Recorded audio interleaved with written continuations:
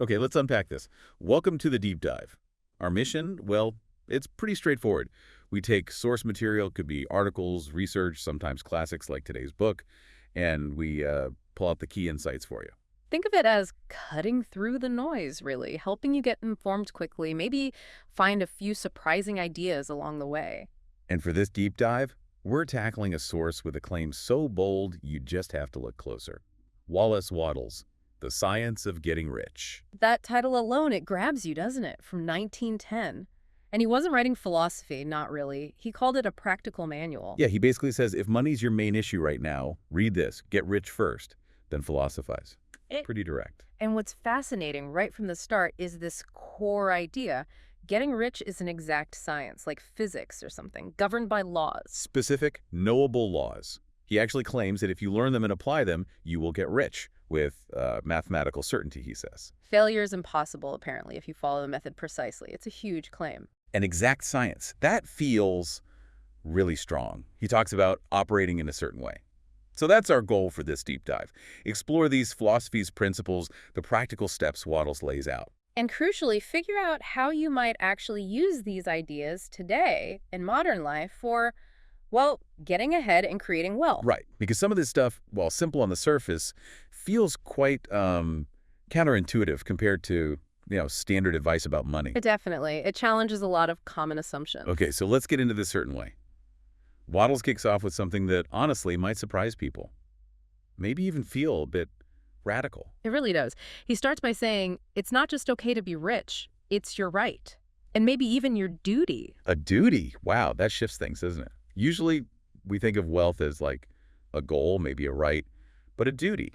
Why frame it that way? His logic is interesting. He says, to live fully mind, body, spirit, the whole deal, you need to use things, tools, resources, experiences. And in our world, having money is how you get access to those things. Right. Exactly. So the ability to get rich becomes fundamental to actually living a full human life, reaching your potential, contributing properly. So it's not just about Ferraris and mansions. It's about having the means for like full self-expression and growth. And his definition of rich isn't just having enough, is it? No, not at all. He's very clear. Being truly rich means having all that you want for living all the life you're capable of living. Anything less, he suggests, is kind of selling yourself short, going against life's natural urge to expand. That's a high bar. And it directly challenges that whole idea that maybe poverty is noble or something. Then he gets into the science part based on what he sees around him. He does, yeah. Chapter 2 really hammers this home. Getting rich is a science, like math. There are laws. If you follow them, you get the result. End of story. And he uses examples, right? Like rich and poor people in the same town, same business. Precisely. To argue it's not mainly your environment or even natural talent, because lots of talented people are poor, and let's face it, some less talented people are rich. Or even just saving money, being thrifty. That's not the core thing. Not according to him. He insists it's purely about doing things in this very specific, certain way. Okay, so it's not external factors, not innate ability. Yeah. That pushes back against a lot of common thinking. It does. And he adds that this certain way isn't some big secret or super complex. It's accessible. Anyone, he says, with enough sense to grasp the ideas can learn and use it. This also tackles that feeling many people have, that opportunity is limited, hoarded by the people at the top. He confronts that directly in Chapter 3. He basically says, nonsense. Opportunity is not monopolized. There's more than enough wealth, more than enough resources for absolutely everyone. He talks about the visible supply, but also something else. Yes, the invisible supply. This formless substance he introduces, he argues it's totally inexhaustible, limitless potential. So the big takeaway here for you listening is maybe you need to let go of the idea that external systems or lack of resources are the real barrier. Wattles is saying the starting point is internal. It's adopting this certain way. Exactly. Which brings us right to the absolute foundation of his whole, science. Which is? This idea of formless substance or thinking stuff. It's the original cosmic goo, basically. The raw material everything is made from. It's everywhere, in everything, between everything. Okay, formless substance. Thinking stuff. That takes a second to absorb. It's not just passive matter. It thinks. That's the concept, yes. It's intelligent, it's alive. And here's the mechanism. Thought in this substance produces the form of the thought, the physical world we see. It's just thought made visible, manifested from this substance. Oh, okay. So it's not just positive thinking influencing you, it's thought having actual creative power on the fabric of reality. That's the core assertion. And this is where you come in. Man, Waddle says, you're a thinking center. You can have original thoughts. And by impressing your thoughts onto this formless substance, You can cause the things you think about to be created, to come into form. precisely, that's the first principle he keeps coming back to. There's a thinking substance. Thought in it creates. You can use your thought to cause creation. Right. So the first practical step in this certain way is learning to think how you want to think. Which means what, exactly, in practice? It means thinking truth, he says, no matter what things look like around you. This is critical, and he admits, maybe the hardest part. So if you see lack, you deliberately think abundance. If you feel sick, you focus on health. Exactly. You have to consciously hold the thought of wealth when surrounded by signs of poverty. Hold the thought of health despite symptoms of illness. It takes real effort, he says, but that effort builds your power to impress the substance. Because our minds tend to just reflect what's immediately around us, like attracts like. Pretty much. Looking at poverty makes your mind think poverty. You have to actively fight that tendency. Consistently hold the thought of the underlying truth, which, for Wattles, is limitless abundance, limitless potential. And accepting this principle, this power of thought, without doubt, that's step one, non-negotiable. Okay, so we have this thinking substance. It creates based on thought, and our thoughts can direct it. But why would this substance, or the universe, whatever you call it, want you to get rich? Seems a bit self-centered, maybe? That's where his idea about the universe's underlying motivation comes in. And it's actually quite, well, positive. He explains this formless substance isn't just neutral, it's a living intelligence. And it has a built-in natural desire for increase of life. Increase of life, meaning? Everything alive wants to multiply, grow, expand, express itself more fully. Think of a seed becoming a plant, making more seeds. Life inherently seeks more life. Okay, that makes sense. Like evolution, growth. Exactly. And your desire for riches, for more resources, more experiences, that's not just greed, according to Wattles. It's that same universal urge for increase, expressing itself through you. It's life wanting fuller expression through your life. He even suggests it's God's desire or the substance's desire that you should get rich, because it can express itself better through you if you have more means. Yes, precisely. The universe wants you to have everything you need to live that fuller life. Nature, he says, is fundamentally friendly to your plans. Everything is naturally for you. But he's careful about the purpose of getting rich, right? It's not just about indulgence. Very clear on that. It's not for, as he puts it, swinish pleasure, nor is it about extreme self-denial. It's for the full, balanced expression of body, mind, and soul. Living completely, being healthy, feeding your mind books, travel, art, having meaningful connections, surrounding yourself with beauty. And importantly, being able to express love and connection through giving. He says the highest happiness comes from bestowing benefits on those you love. And you can't really give if you have nothing. It limits your ability to fulfill your role. This idea of universal increase, of giving, it leads straight into his point about competitive thinking, doesn't it? It's a direct consequence. If the supply, the formless substance, is truly limitless, and the universe wants increase for everyone. Then you don't need to fight anyone for your share. Exactly. The substance will make new things for you. It won't take from person A to give to person B. You need to operate as a creator, not a competitor. Which means no sharp bargains, no cheating, no envying what others have. Right. The goal is to get what you want in a way that when you get it, everyone else involved is better off too. They gain more than they had before the interaction with you. That's a huge shift from how a lot of business feels, which is often zero-sum, win-lose. It absolutely is. Wattles insists you have to rise completely above competitive thought. Stop focusing on monopolies, recessions, shortages. Know with certainty that the invisible supply is infinite, and your needs will be met creatively, benefiting everyone. And worrying about limits or competition actually blocks that creative flow to you. It shuts it down. You disconnect from the source of abundance. Okay, so we get the theory. Formless substance, thought creates. Universe wants increase for all. Be a creator, not a competitor. How do we actually do it? What are the mental steps? Right, the practical application. He gives several key mental practices and stresses doing them diligently, consistently. First, absolutely vital is vision. Meaning, Forming a clear, definite mental picture of exactly what you want. Not vague hopes like, I want to be rich. Specifics. What does that life look like, feel like, sound like? you need to really spend time dwelling on that picture, making it vivid, detailed, until it's locked in your mind. Exactly. So it transmits clearly to the formless substance. And behind that vision, there must be a fixed, unwavering purpose to actually realize it, to bring it out of the mental realm into the physical. Vision and purpose. Yeah. Got it. What else? Then comes unwavering faith. This is huge. An invincible belief that the thing you envision is already yours. It's at hand, existing in the invisible, on its way to you. You have to see it and feel it as if it's real now, even before it shows up. Yes. That's the crucial difference, he says, between just dreaming and scientifically applying the principle. You live from that reality in your mind. Holding that level of vision, purpose, and faith all the time. That sounds like serious mental work. It is, which is why the next practice is so important. Gratitude. This, he says, keeps you tuned in harmony with that formless intelligence. Gratitude for what you have now, or for the vision. Both.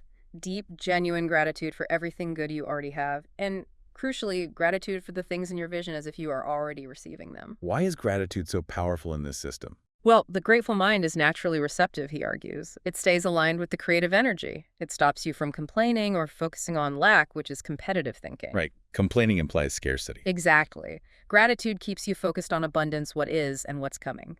It prevents the limited supply idea from creeping back in.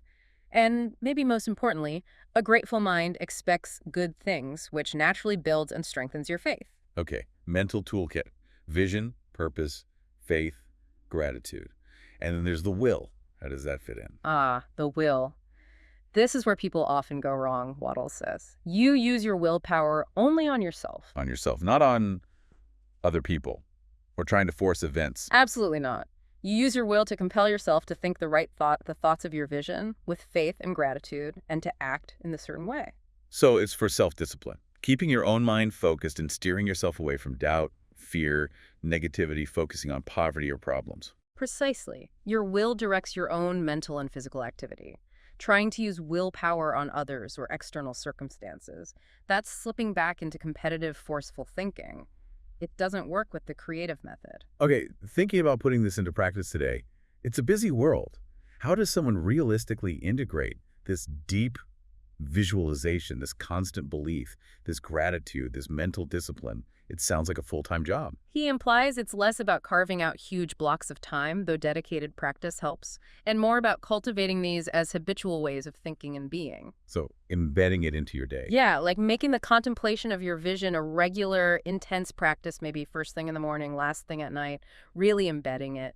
Finding moments throughout the day for conscious gratitude, pausing to feel thankful for something big or small, present or future. And using your will in the moment, like catching yourself spiraling into worry and redirecting. Exactly that. Recognizing a negative thought, a competitive thought, a doubtful thought, and consciously, deliberately using your will to shift your focus back to your vision, your faith, your gratitude. It becomes an ongoing internal management process woven into your daily life. It sounds like these mental practices are the engine, the foundation. But the book is also really clear. Thought alone isn't enough. Whoa, absolutely crucial point. And one often missed in some modern manifestation talk. Thought is the creative power. Yes, it starts things moving towards you. But it must be paired with personal action. Thought brings it near. Action receives it. That's a good way to put it. Thought causes opportunities, resources, circumstances to flow into your life path. Action is how you engage with them, how you physically receive them when they arrive. So you can visualize the perfect client. And the universe might line things up, but they won't just knock on your door if you don't, say, market your business or answer the phone. Exactly. The process works through the normal channels of the world, commerce, relationships, work. You need to be actively participating in a way that allows you to connect with and receive what you're mentally creating. And this receiving connects back to that giving more use value idea. Yes, the receiving part is often linked to providing value first. It's part of that creative, non-competitive exchange. Yeah, and he really stresses acting NOW. Don't wait. Immediately. Don't postpone taking action because you think you need a different job or more capital or a better environment. Act now, right where you are, with whatever you have. Because the action you take today in the certain way is what creates the change. It brings you closer to the better environment. That's the idea. Your present action, done correctly, bridges the gap to your future vision. Yet it's not just any action. He talks about efficient action. That seems really key on the practical side. Hugely important. It's not about being frantically busy doing a million things. It's about the efficiency and the power infused into each separate act. Making every single action, even mundane ones, a success. By putting the full force of your vision, your faith, your purpose, your gratitude into that action while you are doing it. So even sending an email or making a phone call, you do it with that full intention and belief behind it. Precisely. You infuse it with the power of your advancing life. If every single act is done this way, efficiently, powerfully aligned with your purpose, then your overall progress becomes inevitable. Because, as Wattles dramatically puts it, all power is working with you and all power cannot fail. And these successful actions build on each other, create momentum. Yes, it's cumulative. Each efficient, successful act makes the next one easier and more powerful. As you operate this way, consistently demonstrating this advancing life in your daily work. More opportunities, people, resources are drawn to you. Naturally, your progress speeds up because you're aligning with that universal principle of increase. In today's terms, showing up consistently with focus, excellence, and positive intention, even in small tasks, it signals your trajectory. It attracts the right kind of attention and opportunities. It's about doing great work, not just for the sake of the work, but as part of becoming the person who lives that vision. Okay, this leads into applying these principles more broadly in your job, your business, your relationships. What about finding the right work? Wattles talks about this. He suggests that while having natural talent for something is helpful, you can actually succeed in any business if you apply the certain way and develop the skills needed. But he also says the best business is probably one you really want to do. Yes, because that desire itself is a sign of the universal power wanting to express through you in that specific way. But the key is, you don't wait for the perfect business. You use your current situation, your current job, as the launch pad. You apply the certain way there, right now, to move towards the ideal. And a big part of interacting with others is this idea of the impression of increase. What's that about? This is so relevant today. In every interaction, colleagues, clients, customers, even socially, you need to convey the genuine impression that you are an advancing person, someone moving forward. And crucially, that engaging with you brings increase to them. Increase in what sense? Like value, opportunity, energy. All of the above. Because the desire for increase is fundamental in everyone, people are naturally drawn to individuals who make them feel like they are gaining something positive, something valuable through the interaction. So this ties back to giving more in-use value than you take in cash value, or just making people feel better off for having dealt with you. Exactly. It's the practical outflow of operating creatively, fostering mutual benefit. It's the total opposite of trying to get the most out of someone. You focus on contribution. And this means not trying to dominate or control others. Absolutely. Seeking power over others is purely competitive thinking. It blocks the creative flow. The motto essentially is, what I want for myself, I want for everybody. Mutual upliftment. And he says this advancing man approach works everywhere, right? Not just for entrepreneurs. Everywhere. Doctors, teachers, artists, employees in any field. Anyone can apply these principles.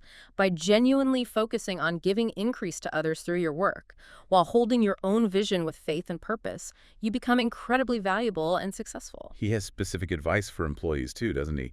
Something about being too big for your place. Yeah, it's interesting advice. Don't just do good work to please the boss. Do excellent work, operate in a certain way, focusing on your own vision for advancement.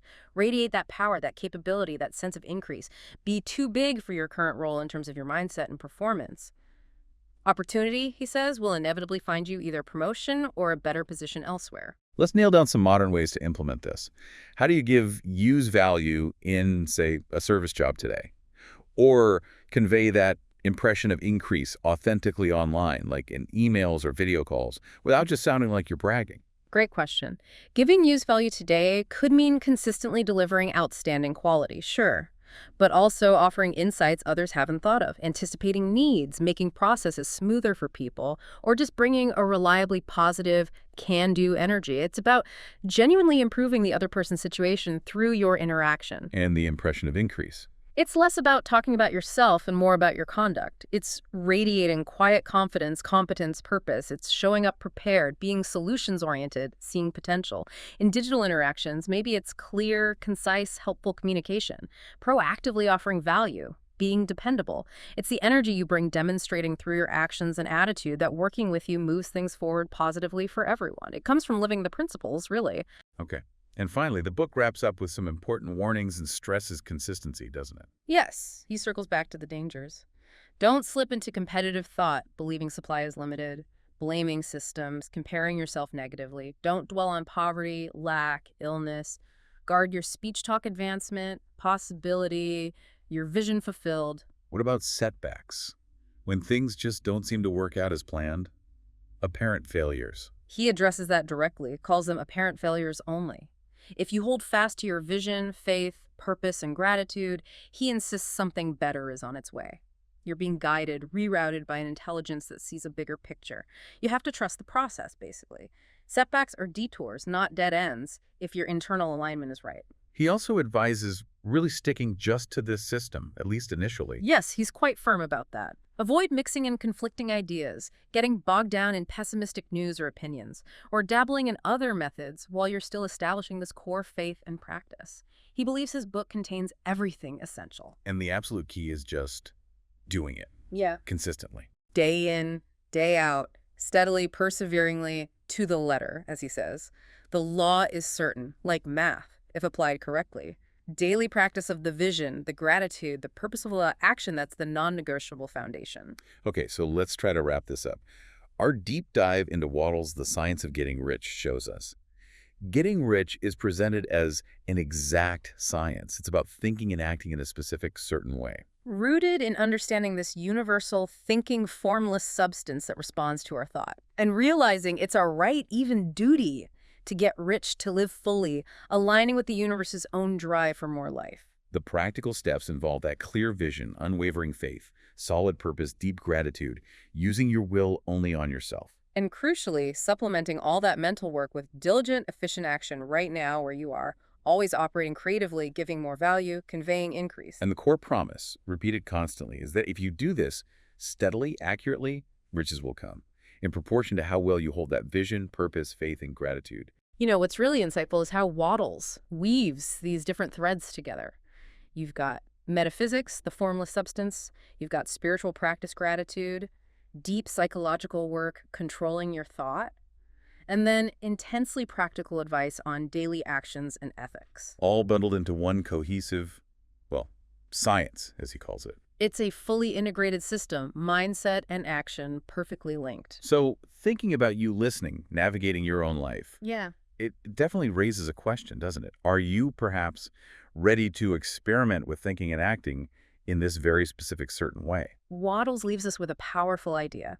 He suggests that by focusing on creating your own increase, using this method which inherently involves giving increase to others, you're doing more than just building personal wealth. You're actually participating in and contributing to the overall advancement of life itself. Could pursuing wealth, done this way as a creator, radiating increase, actually be one of the most impactful ways to serve the world? Certainly something to think about.